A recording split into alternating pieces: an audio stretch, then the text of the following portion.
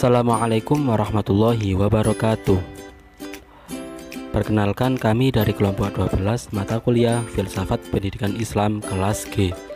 Di sini kami akan membuat video yang berjudul Pilar Pendidikan Islam Perspektif Imam Asy-Syatibi yang beranggotakan Febri Junianto, Muhammad Nurul Yakin,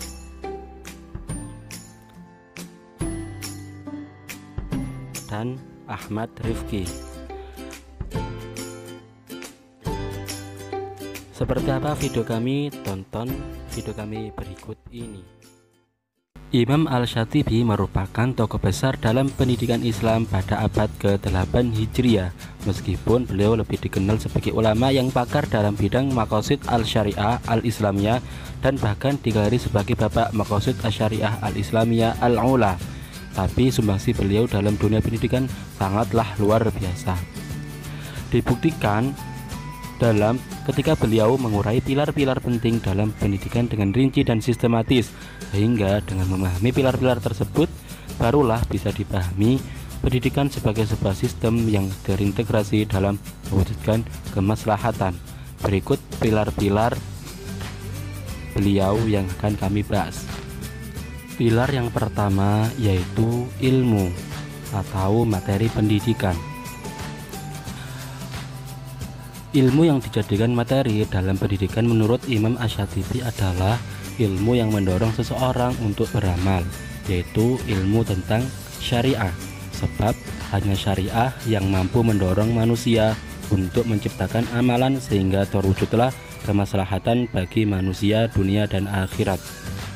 Menurutnya, hanya agama Islamlah yang mampu mendidik dan mendorong manusia ke arah kehidupan yang lebih baik. Tiga alasan yang dijadikan Islam adalah materi ilmu yang utama, yaitu pertama, Islam bersifat umum dan universal. Yang kedua, bersifat tetap dan tidak akan lenyap. Dan yang ketiga, Islam rujukan dalam mencari solusi dalam kehidupan. Selanjutnya, pilar kedua dalam pendidikan adalah guru. Dalam pandangan Imam Asy-Syatibi, cara yang paling efektif dalam menyampaikan ilmu adalah dengan mengambil ilmu dari pakar yang mumpuni dengan keilmuannya secara sempurna dan paripurna. Dalam pandangan Imam Asy-Syatibi, tidak semua orang yang mengetahui tentang ilmu layak dijadikan sebagai guru. Ada beberapa kriteria menurut pandangan Imam Asy-Syatibi.